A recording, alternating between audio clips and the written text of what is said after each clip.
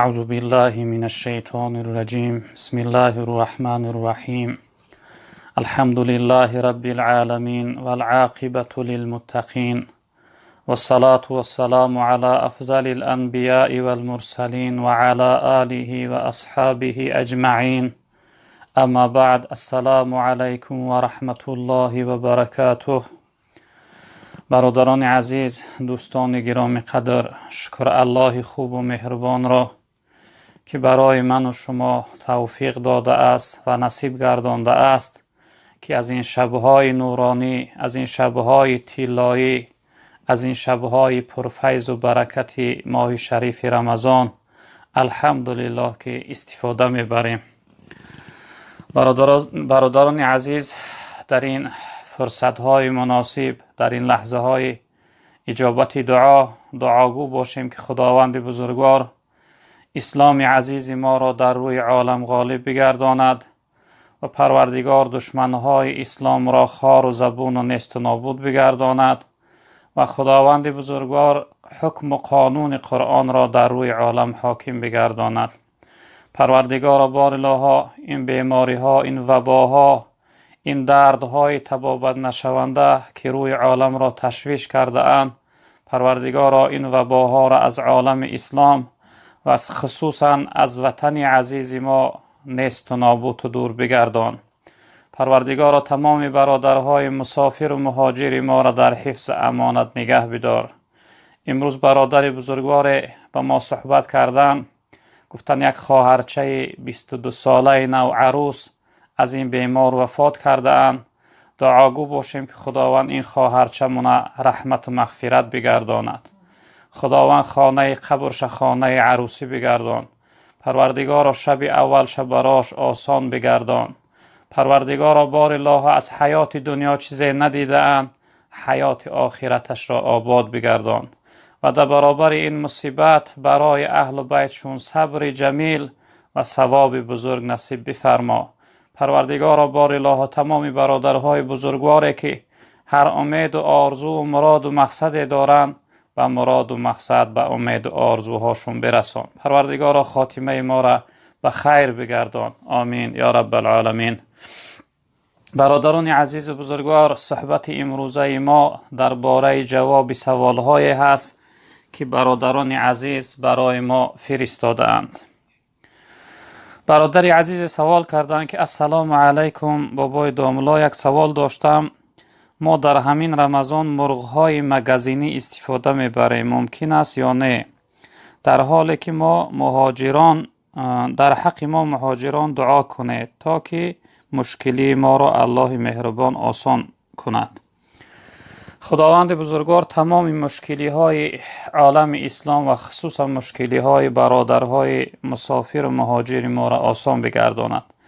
اکنون برادر عزیز، این مرغ هایی که در مگزین ها هستند، چی اونهایی که حلال نوشته شده اند، چی اونهایی که غیر حلال همچون یعنی مرغ عادی هستند، اینها را اگر تا حد امکان علاجش باشه نخورید، پرهیز کنید، احتیاط کنید، خوبتر است.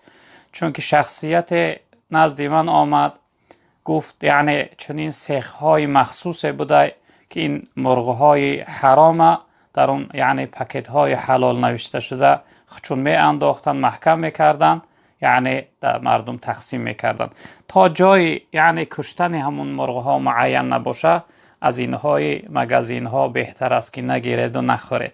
اونهایش که حلال نوشته نشدن، اونها با طریق اولا حرام هستند، اونها یعنی چیزی ضررناک هستند. چقدر احتیاط کنید. الحمدلله امروز در تمام یعنی مملکت‌های روسیه در تمام شهرهاش هست جایی که گوشت حلال میفروشند. از اون جاها گوشت حلال گرفته، گوشت حلال خوری. حرام خوردن برادران عزیز چند ضررهای داره برای انسان، ضررهای زیاد داره. یکی از ضررهای او این است که دعای انسان به درگاه خداوند اجابت نمی شود. دعای انسان به درگاه خداوند قبول نمی شود. در روایت پیغمبر بزرگوار صلی الله علیه وسلم تن که هر انسانی که یک یعنی لقمه، یک قطره، یک جرعه چیزی حرام وقتی از در گلوش فرو ببره، خداوند تا 40 روز عبادتی و قبول نمیکنه. تا 40 روز عبادت و رد می شود از درگاه خداوند. در روایت دیگر که این حدیث مسلم و ترمذی روایت کردن، این حدیث پیغمبر بزرگوار صلی الله علیه و سلم می‌فرمایند که شخصیت یعنی سفر می‌براید، مسافر می‌شود، سر و دهن پر از یعنی گرد و غبار، با موی جولیده، یعنی اثر غربت در سر و بدن وی پیچیده، وی دستاشو به سوی آسمان میبرداره، یعنی یا ربی گویان دعا میکنه، حالا آنکه طعامش حرام است، شرابش حرام است، زاد راهش حرام است، توشه راهش حرام است. آیا این چنین شخصیت من چی نوع دعاش اجابت کنم، دعاش قبول کنم؟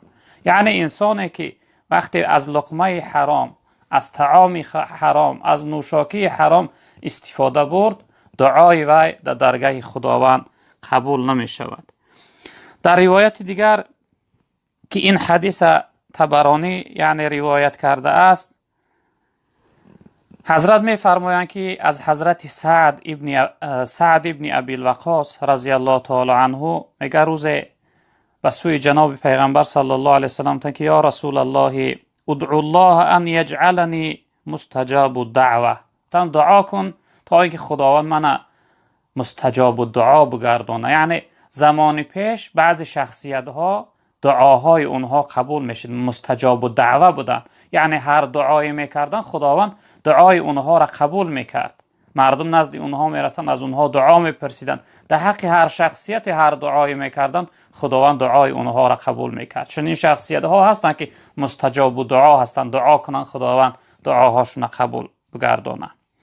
وقتی این چیز از پیغمبر بزرگوار صلی الله علیه وسلم حضرت سعد پرسیدن، پیغمبر بزرگوار صلی الله علیه وسلم گفتن که یا سعد اطیب مطعمک، گفتن ای سعد طعامی که میخوری و پاکیزه کن، پاکیزه نگه دار، یعنی چیزی پاکیزه بخور، چیزی شبهناک، چیزی مکروه، چیزی حرام در گلوت فرو نبر، حرکت که چیزی حلال یعنی چیزی به شبهه و پاکیزه استفاده بر، تکن مستجاب الدعوه.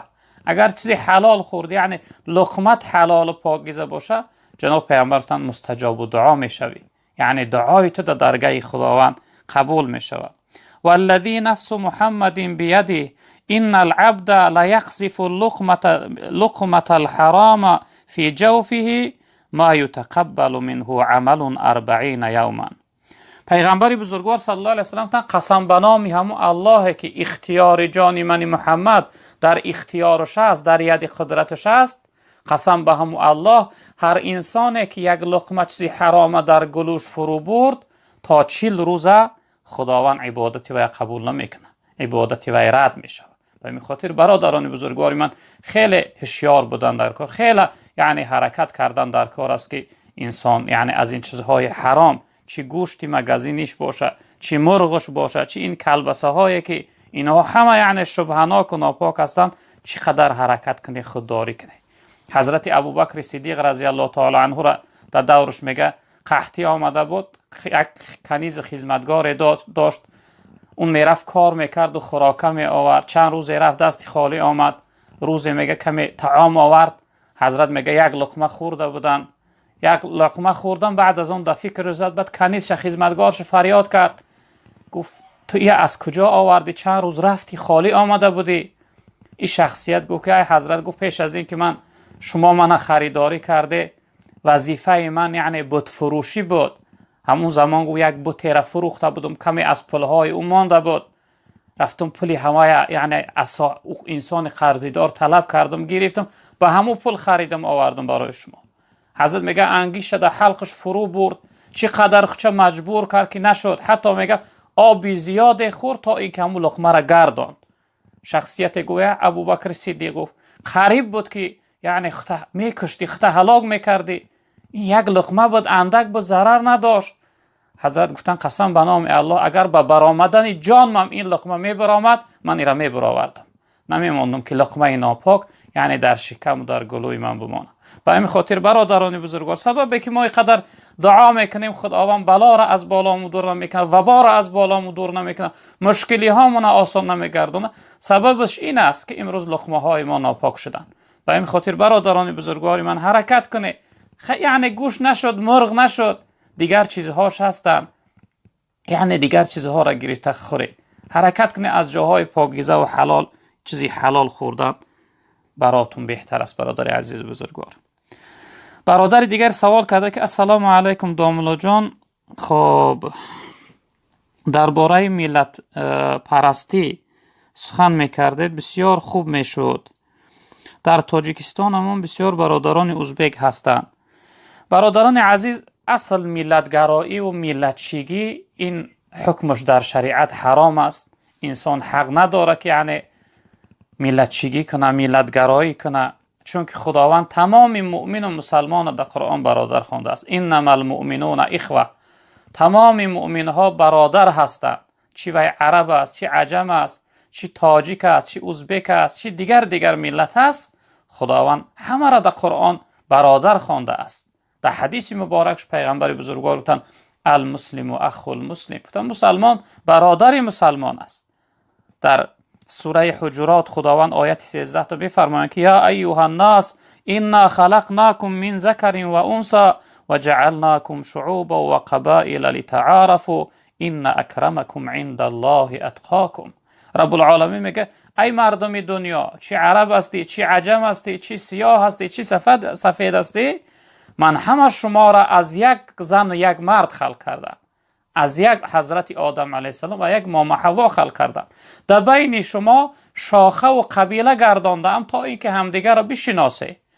بهترین شما در نزد خداوند پرهیزگارهای شما است. بهترین شما، به قدرترین شما، به حرمتترین شما در نزد الله رب العالمین پرهیزگارای شما هست. پیغمبر بزرگوار صلی الله علیه وسلم هم در حدیث مبارکشون میفرمایند که این حدیث امام احمد روایت کرده است. حضرت میفرمایند که ایها الناس الا ان ربکم واحد و ان اباکم واحد. گفتن ای مردم دنیا، ایرا بدانید که پروردگار شما یگانه است، یک است و پدری شما هم یک است، حضرت آدم علیه السلام. الا لا فضل لعربی على اعجمی ولا لاعجمی على عربی ولا لاحمر على اسود ولا اسود على احمر الا بتقوا. جناب پیغمبر صلی الله علیه و سلم شما ایرا عنیق بدانید که نیست فضیلت و بزرگی عرب را بر عجم، یا اینکه عجم را بر عرب، سیاه را بر سفید، سفید را بر سیاه، یعنی برتری و یعنی فضیلت دارتری نیست مگر گفتم به تقوا. کدامی از اونها به تقوا باشه، کدام انسان خدا ترس و پرهیزگار باشه، همون شخصیت فضل و عزت و حرمت داره در درگاه خداوند.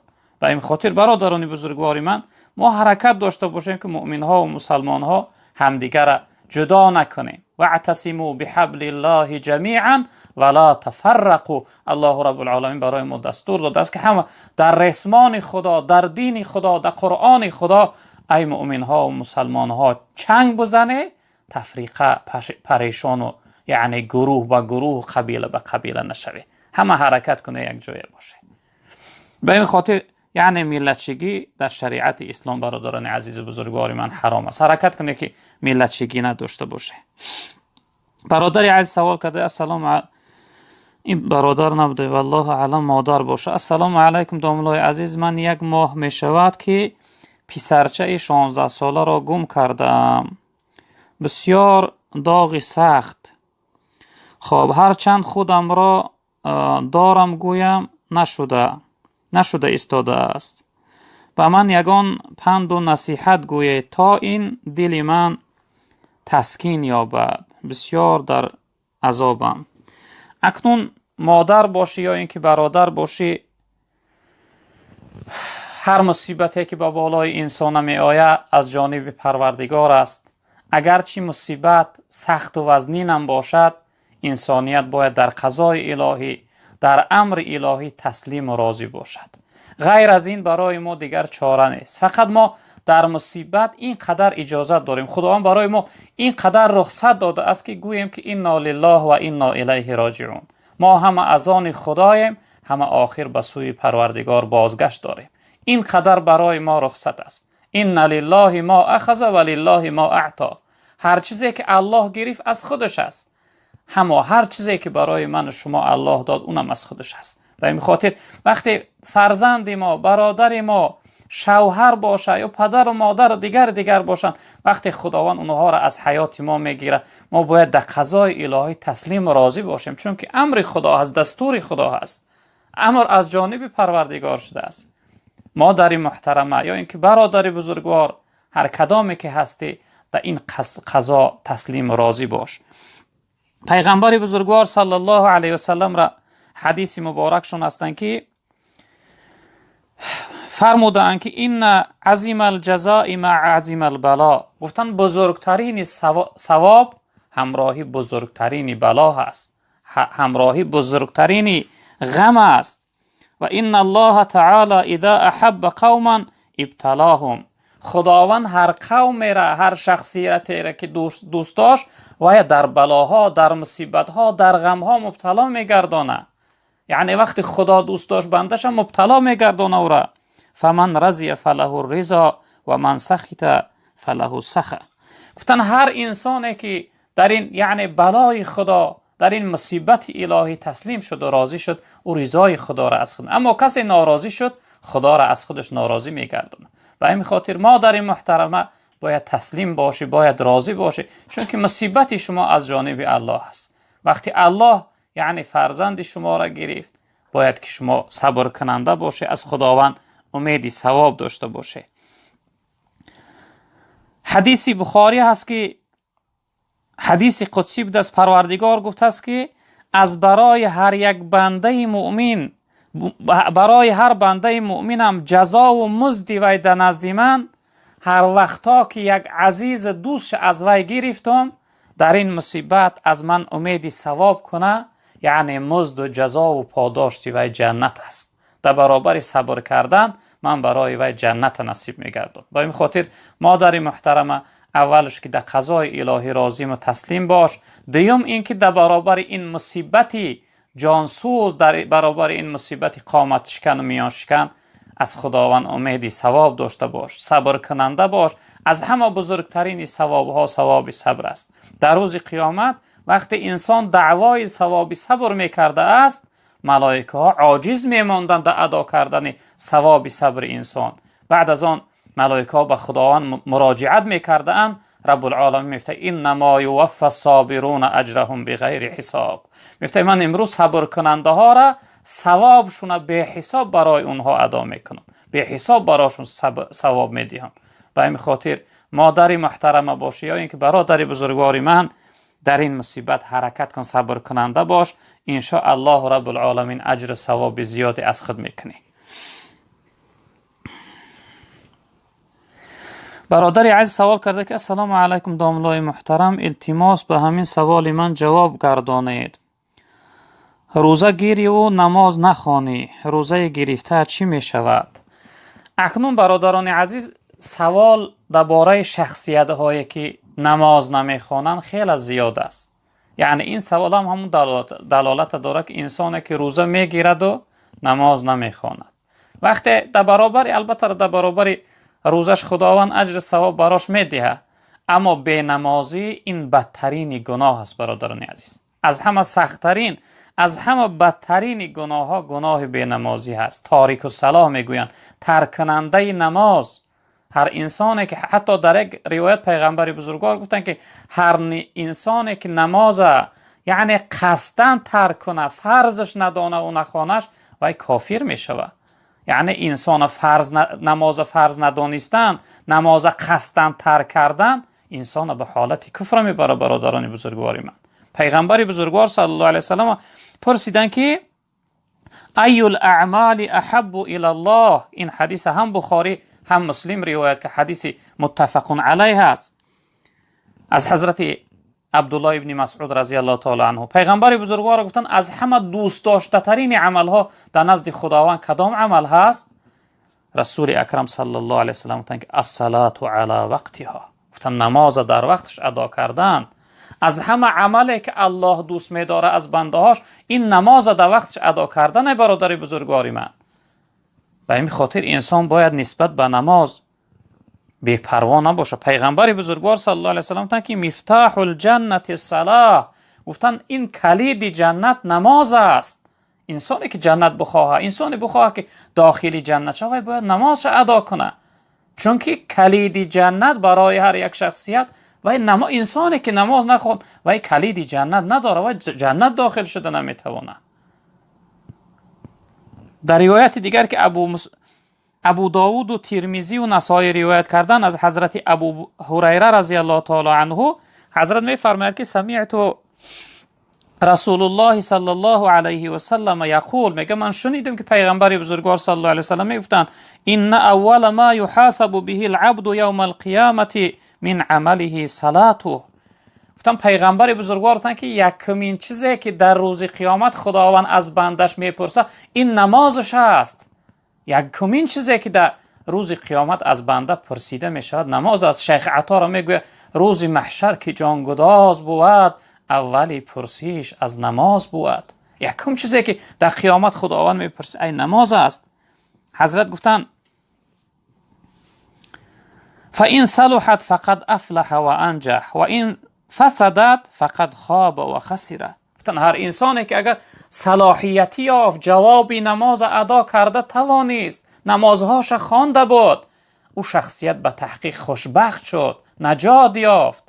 اما هر شخصیتی که فاسد کرد، نماز قضا کرد، نماز نخوانید، جوابی نماز ادا کرده نتوانست در نزد خداوند، او شخصیت به تحقیق بدبخت خوار شد، رسوا شد. به این خاطر برادران بزرگواری من حرکت کنید نسبت به نماز بی‌پروا نباشید. نماز یگان حالت نداره که از روی شخصیت مردینه ساقط شود. بله زنها را حالتی یعنی کسل زنانه شد، حیض دیدن، نفاس، خداوند از روی اونها نماز برداشته است. اما برای شخصیت مرد مولانا یک جمله داره: زی معذوری اجازت روزه خوردن، نماز را نیست اجازت تا با مردن. تا مردنش مرد اجازت نداره که نماز ترک کنه. به این خاطر نسبت به نماز خیلی هوشیار باشه برادران عزیز بزرگواری من. خب برادری عزیز سوال کرده که السلام علیکم و رحمت الله و برکاته، الله از شما راضی باشد. اکای دامولا جان یک سوال: اگر $6,000 داشته باشی، خب زکات را چند سوم باید دهی و در کی ها در کجا؟ الله نگهبانتون باشه. برادر عزیز چند سومه که داری یعنی از همون جمع سومهات 2.5 فائز 2.5% میبراری زکات میتی. از $1,000 $25 است. وقتی $6,000 داشته باشی $150 میشود. یعنی از همون جمع سومهات از $6,000 $150 باید که یعنی زکاتشون ادا کنی. اگه گفته دکی باید دی، بهترین همین است که اگر اپا و خواهر، اکا و دادر کمبغلی محتاج داشته باشی به شرطی که همراهیت زندگی نکنند اونها را ادا کن. در پدر مادر نمیشه.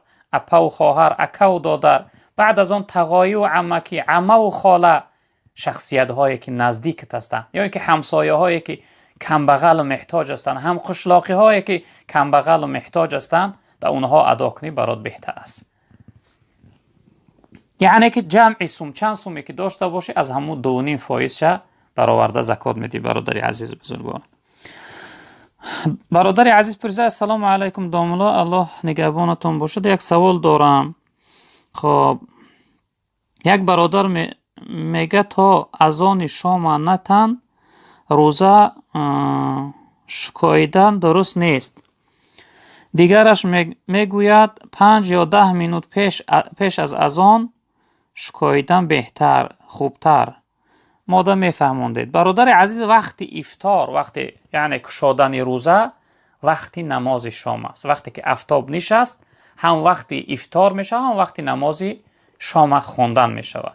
همون آفتابشین کدام لحظه ای که باشه شرط نیست که اول انسان اذان گویه و بعد از آن افطار کنه. میتونه که افطار کنه بعد از آن خیسته اذان گوین و یعنی شام خوانن. بعضی انسان ها عادت دارن که تا اذان شام گفته نشوه، یعنی تا اذان نگویم برای شام اونها روزشون نمیکشن.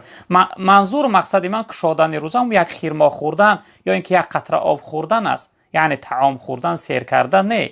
منظور من هم یک خیرما و یک قطره آب خوردن است. یعنی پیش از نماز شام سنت است که انسان روزه اش رو کشاید. چنین گپ نیست که انسان باید 5 دقیقه یا 10 دقیقه پیش از وقت اذان.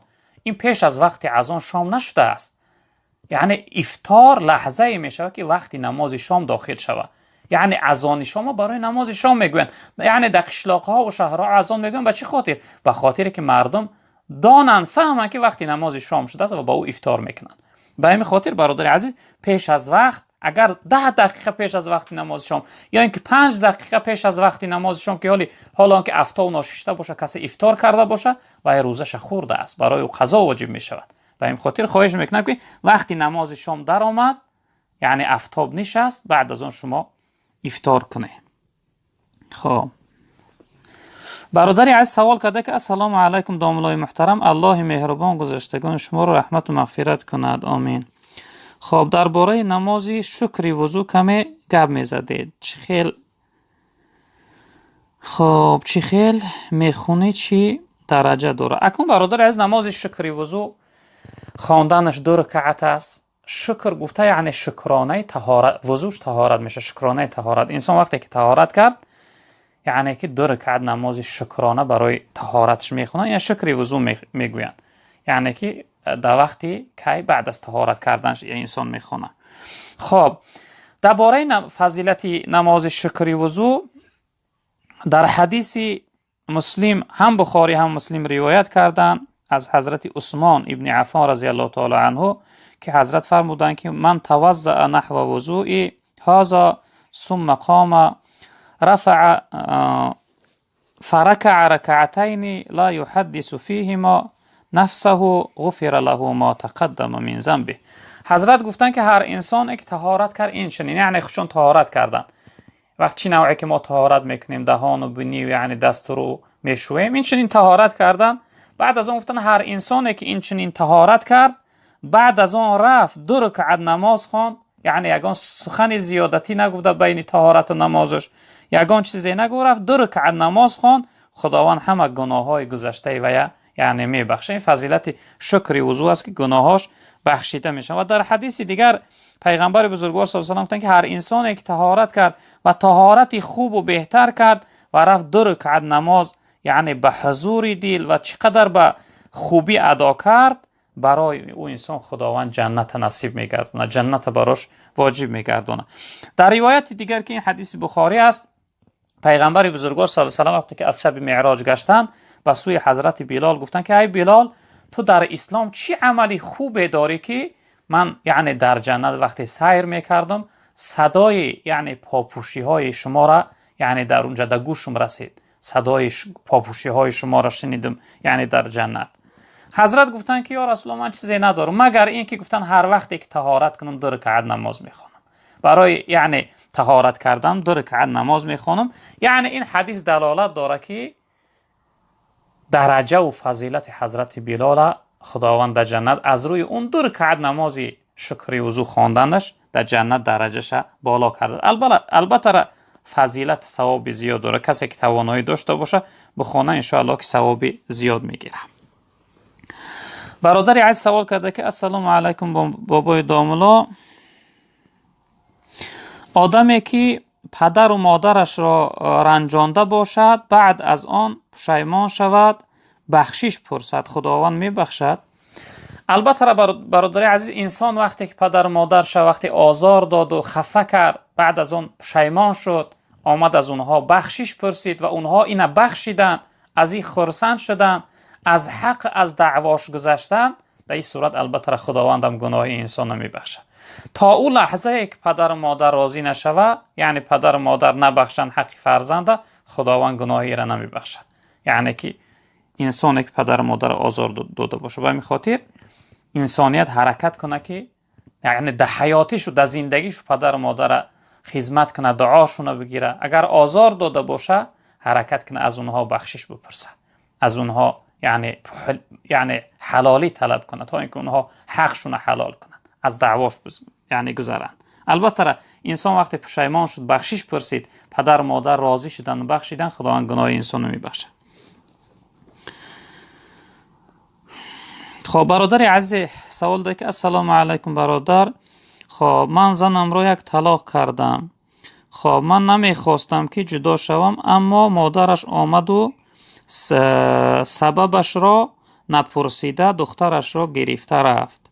در همین مسئله یک روشنی می انداخته. اکنون برادر از این مسئله نکاح و طلاق، این مسئله چی است؟ مسئله مفتیات است. نزد به مفتیات یعنی مراجعت میکنه، انشالله جواب خود رو میگیره. اما این صورتی که شما گفته که شما یعنی زنتون یک طلاق کرده، یک طلاقه و دو طلاقه را نکاح کرده و گرفته میشود، یعنی این شما رفته صلح کنه، به همدیگر مصلحت کنه، صلح کنه، همسر تا گرفته بیار به خونه تا، یعنی نکاح کن، نکاح برای شما درست. اما اینجا گفته که به کدام سبب مادرش آمد بردش، سببش همینه.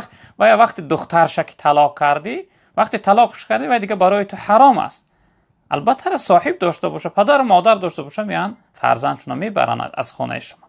و اون خاطر وای دخترش برده که یعنی شما جوابش داده، برای شما حرام گردیده است و صاحبش هست، آمد دخترش برد صاحبی میکنه. رفته صلح کنه، رفته مصلحت کنه، به هم دیگر صلح کنه، یعنی نکاح کرده دوباره میتوانی که همسر تگیری.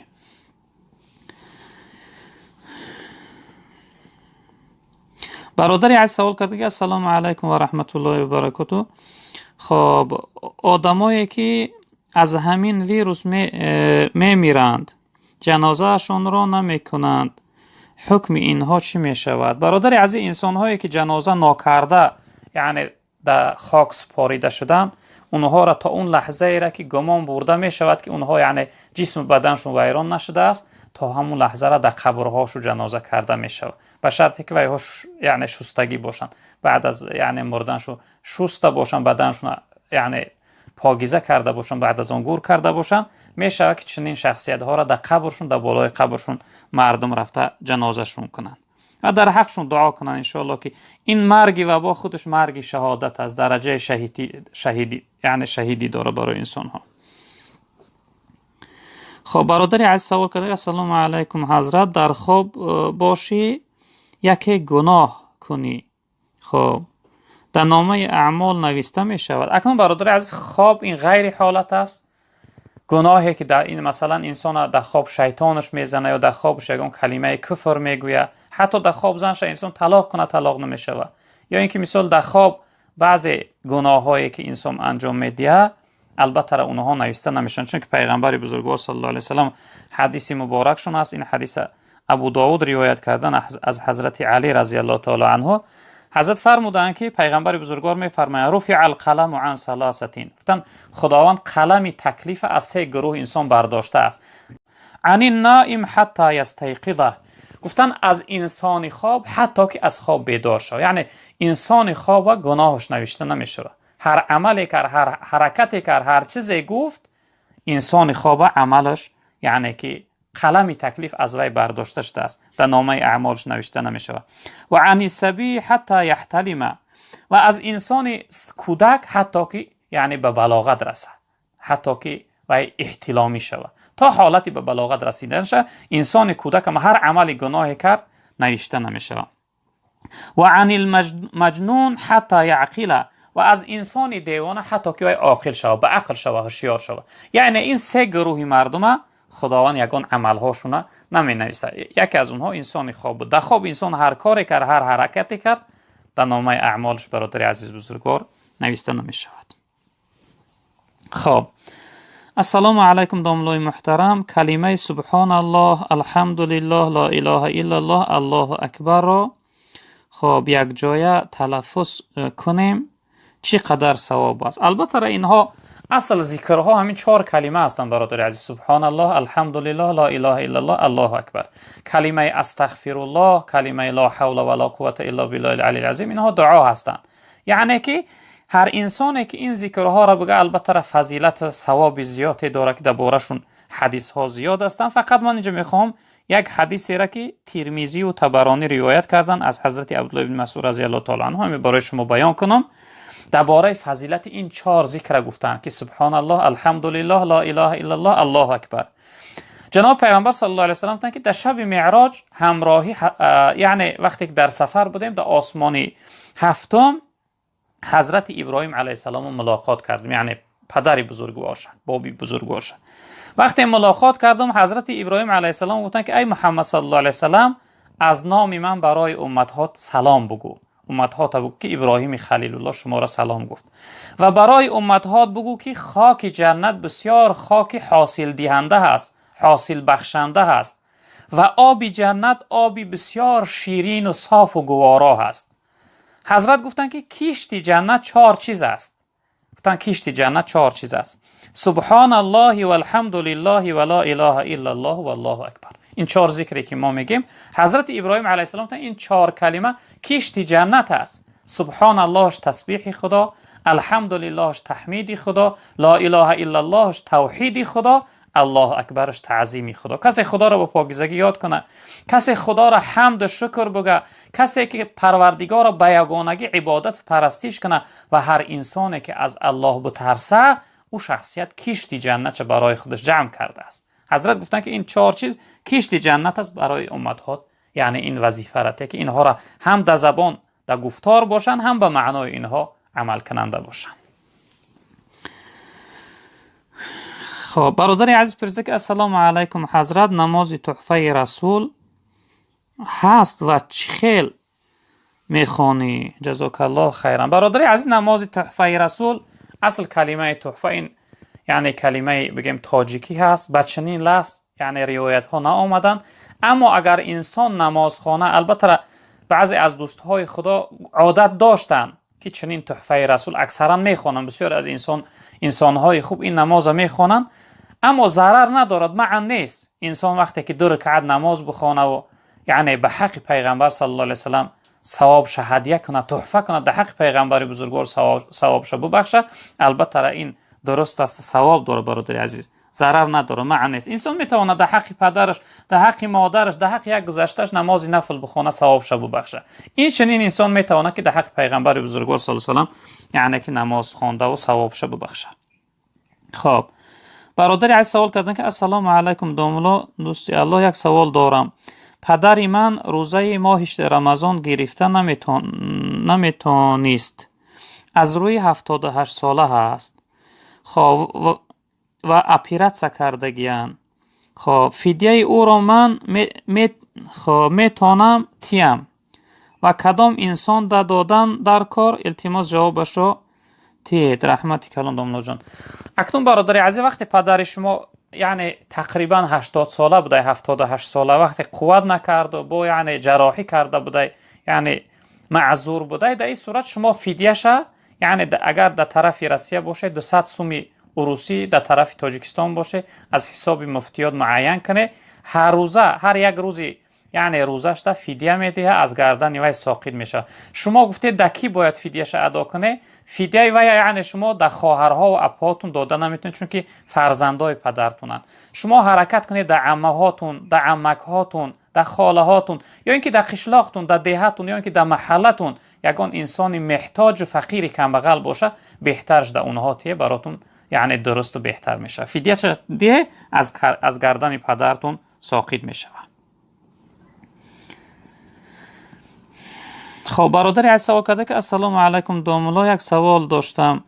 خب التماس جواب میدادید. نام من رسول است، میگویند در اسلام درست نیست، شما چی میگویید؟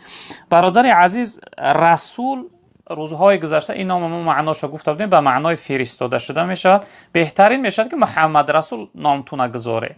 رسول تنها گفتن البته خوبی نداره، محمد رسول بگذاره بهتر میشه.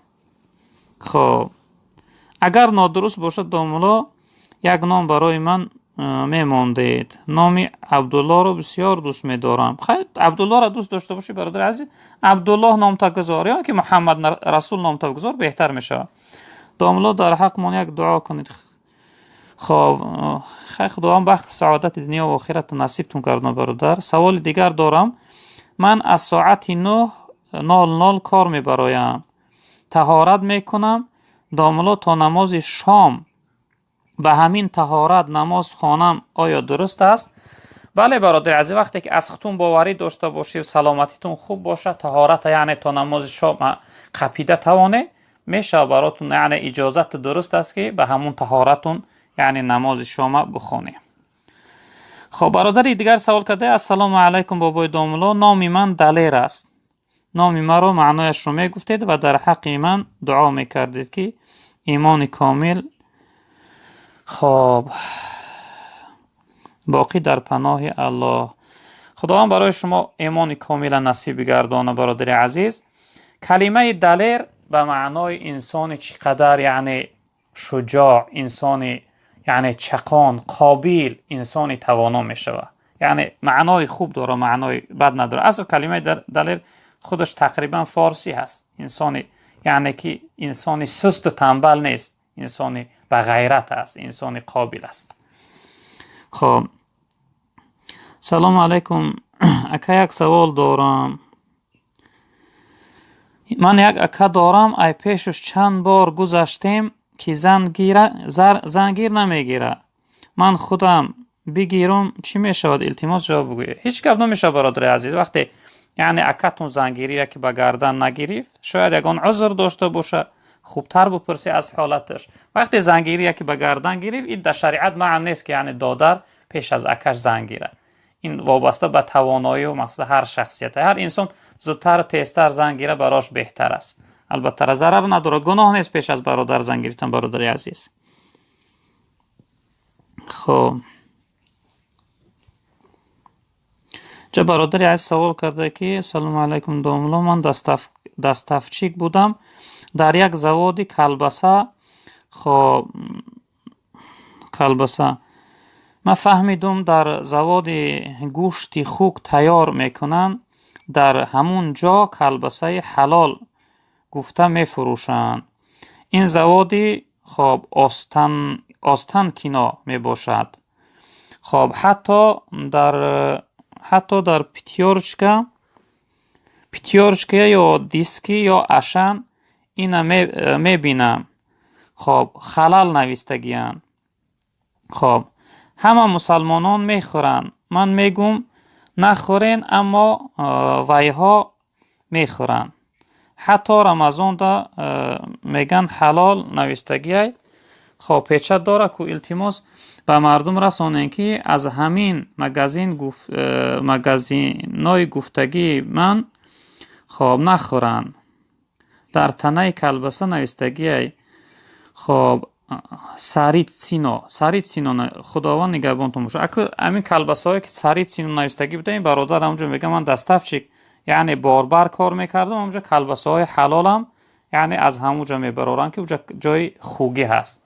اکنون ببینه برادر عزیز که معین شده است که همین ها شبهناک و ناپاک و حرام هستند، چقدر یعنی حذر کنه، احتیاط کنه. خب برادر عزیز سوال داره. سلام علیکم داملای محترم، نام من قیام الدین چیست میگفتید؟ التماس معنای نام من قیام الدین چیست میگفتید؟ التماس خداوند نگهبان باشه. معنای نام شما قیام به معنای برپادارنده دین، شخصیتی که دین خدا را نصرت میده، قوت میده، دین خدا را در روی عالم یعنی بلند میبرداره. همون شخصیت قیام از قایم گرفته شده است، یعنی برپادارنده، انسان دین بردار، حرکت که برادر عزیز مناسب و موافق به نام در دین خدا خدمت کننده باش. معنای خوب داره. سلام علیکم داملا، التماس به همین سوال من جواب تین. همین ناس فروشی حرام است و پولش حرام است یا حلال؟ خب حاجی ناس فروشه چخیل میشه؟ اکنون برادر عزیز، ناس یک چیزی است که بین علما خصوصا در عالم های می وطن خودمون بین شده این مسئله جنجال است. بعضی از اونها حرام میگویند، بعضی از اونها مکروه میگویند. این مسئله جنجالی هست. اما اونهایی که حرام میگویند دلیلشون در اصل هر چیزی که اسراف داشته باشه، اسراف هر چیز حرام است. دلیلش اسراف کاری است. دیگر دلیلش که به انسان ضرر دارد. اما استفاده بردن ناس از بس که درباره‌اش آیتی صریح نآمده است یا اینکه حدیث پیغمبر یعنی اثبات نشده است، ما بهتر است که از حرام گفتن مکروه گوییم، چون که برای حرام گفتن یا یک دلیل قطعی لازم است، یا آیت قرآن یا اینکه حدیث متواتر درباره این چیز یعنی آمده باشه. بهتر میشه که ناس گوییم که از روی چی؟ از روی اینکه ضرر داره، دهان انسان یاره میکنه، دندانهای انسان سیاه میکنه، و وقتی که انسان ناس کشید ناس وای میبره. وقتی انسان ناس کشید همراه یک برادرش صحبت کرد و برادرش ناراحت میشوه. از سبب همین یعنی چیزهاش بهتر است که ما حرام نگوییم و مکروه گوییم. مکروه هم دو نوع میشه، مکروه تنزیهی تحریمی، مکروهی که به حلال نزدیکه، مکروهی که یعنی به حرام نزدیکه. بهتر میشه که مکروه گوییم. هر چیز یعنی فروختنش مثل استفاده بردنش است. حکم فروختن مثل حکم استفاده بردن. وقتی ناس اگر حکمش مکروه باشه یعنی فروختنش هم برادرای عزیز بزرگوار مکروه است. حرام نگوییم که حرام کمتر سخت‌تر است، چون که اکثر مردم خصوصا مردم خودمون استفاده میبرن. خب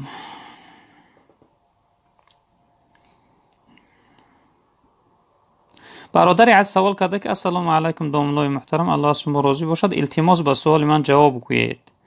خب زادروز را جشن گرفتن چی حکم دارد؟ از دیدگاه اسلام جایز است یا نه؟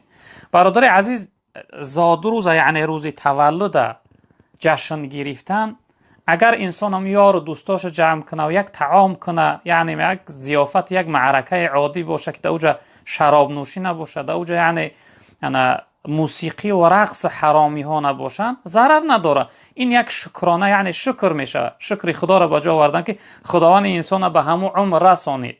یعنی مثلا به 25 سالگی، به 30 سالگی خداوند رسانیدش، یا اینکه به 40 سالگی خداوند رسانیدش. اگر یک یعنی ضیافت باشه و یک طعام دادن باشه و همراهی یار و دوستان نشستن و صحبت کردن باشه، ضرر نداره. اما اگر زادروزی که دوای یعنی شراب نوشی باشه و دوای چیزهای حرام باشه، البته این چنینش حرام است، در شریعت معنی نادرست است برادر عزیز بزرگوار. خب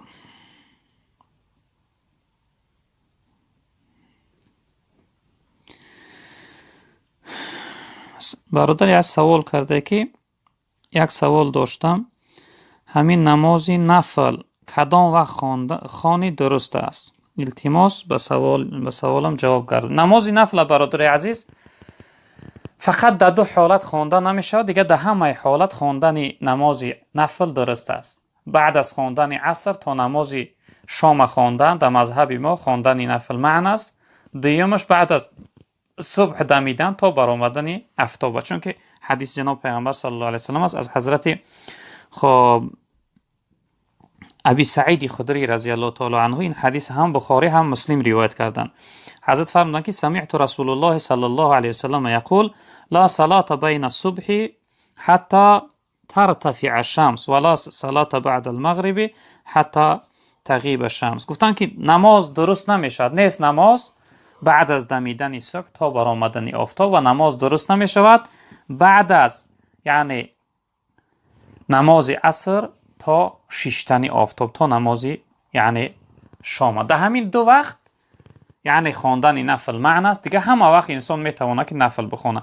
بهترین وقت برای انسان نفل خواندن شب است برادر. اگر شب زنده داری کرده توانه شب یعنی نفل خونه براتون بهتر است.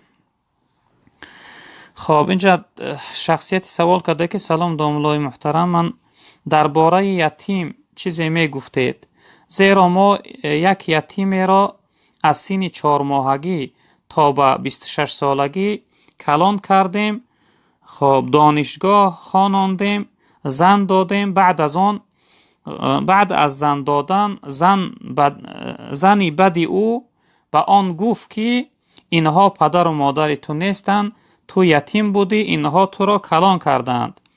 خب بعد از این حادثه با همراهی زنش از خانه برآمده رفت و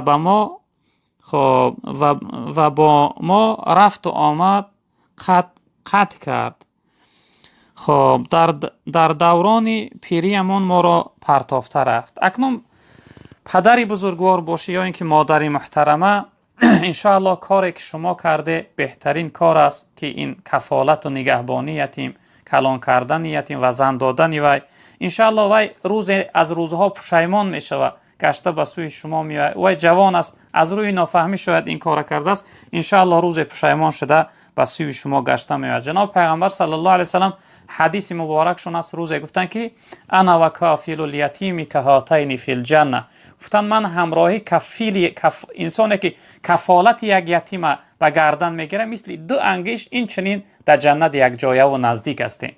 یعنی وقتی که شما یتیم یعنی سرپرستاری و نگهبانی او را یعنی به عهده خود گرفته و یا نگاه کرده و یا تربیه کرده و یا زن داده یعنی و یا خوانانده، ان شاء الله رب العالمین شما بهترین ثواب از خود کرده. ان شاء الله در روز قیامت در جنت همراه جناب پیغمبر صلی الله علیه و سلم چنین یک جای است. ان شاء الله آخر این جوان پشیمان شده به نزد شما را میاد. در حقش دعای نیک کنه که همچون فرزند خودتان که خداوند زودتر و یا پشیمان بگردانه و به سوی شما گردانده بیا. ان شاء الله ثواب بزرگ گرفتگی است. خب خواهر اسلامی سوال داده: السلام علیکم داملای عزیز، برای زن بلند خواندن نماز ممکن است یا اینکه نه؟ نه خواهر محترم، برای زنها نمازها را بلند خواندن معنی است، چون که صدای زن در شریعت یعنی در مذهب ما اکثر از علما فتنه گفتن به خاطر که در زنها جبر نشود، اما بعضی از علما گفتن صدای زن این عورت است. عورت چی نوعی که بدنش نمایان می شود، اگر صداشان بلند شود این هم حکم داره. یعنی شنیدن صدای زن نامحرم برای انسان بیگانه شنیدنش حرام است. به همین خاطر صدای زن این عورت است، یعنی معنی حرام است. اکثر علما البته فتنه گفتن، فتنهش هم گناه است، حرام است. به همین خاطر زنها اذان و قامت ندارن که وقتی نماز خوانی شدن نیت میکنن نماز میخونن و بلند خواندن نمازها برای زنها معنی است، نادرست است.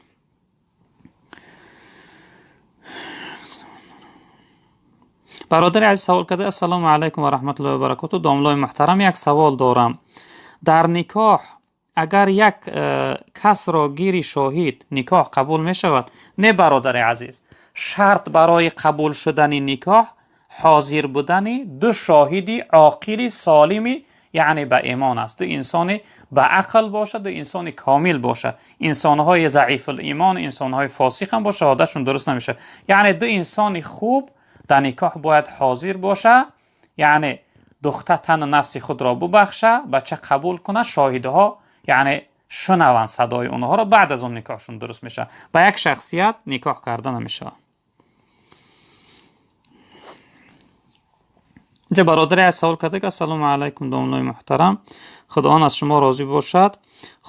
داملا، درخت را در درخت دیگر پیوند کردن جایز است؟ التماس جواب میدید. بله برادر، از درخت در درخت دیگر پیوند کردن درست است، چون که به سبب پیوند کردن سبب خوب شدن و یعنی حاصل خوب دادن درخت میشه. البته اینها درست هستند برادر، از یگان نادرستی ندارد. خب برادر دیگه سوال: السلام علیکم داملای،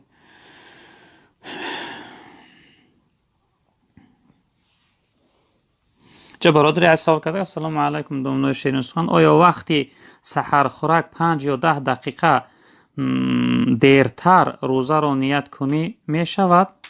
من جوابتون را انتظار هستم، التماس یگان توصیه می دادید. برادر عزیز، 5-10 دقیقه اگر نیت کردن شما یعنی بس کردن و قطع کردن خوردن باشه، مثلا 5-10 دقیقه چی نوع ما بفهمیم؟ اگر بعد از اذان باشه 5-10 دقیقه، بعد از یعنی دمیدن صبح باشه 5-10 دقیقه یعنی نیت کردن و بس کردن خوردن، در این صورت شما روزه رو خوردگی هسته.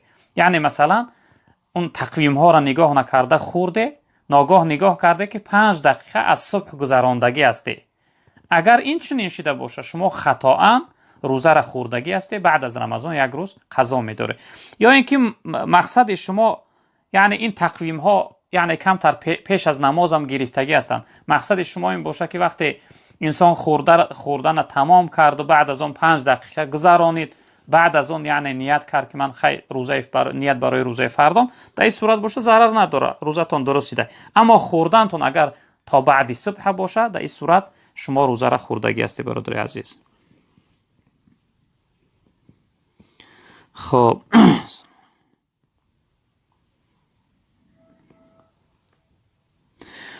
چه برادر سوال کرده: سلام علیکم داملا، من کسل پاکراتیت دارم لیکن خب روزه گرفته شدم. دکتر میگوید گشنه ماندن زیان است، لیکن روزه گرفتم، عذابم زور است، چیکار کنم؟ نمیدونم. اکنون برادر عزیز وقتی شما روزه گرفتن برای شما ضرر داشته باشه، وقتی دکتر شما را فرمیده باشه که شما روزه نگیری ضرر داره و شما را روزه گرفتن زور بیاید، شریعت برای شما رخصت داده است. روزه که انسان ضرر کنه اون روزه با روزه گرفتنش گناه است. به این خاطر شریعت انسان هایی را که یعنی قوت ندارن، طاقت ندارن، برای اونها رخصت داده است. اونها می توانند که روزه هاشون یعنی که خورند. وصلى الله تعالى على خير خلق مولانا محمد وآخر دعوانا الحمد لله رب العالمين.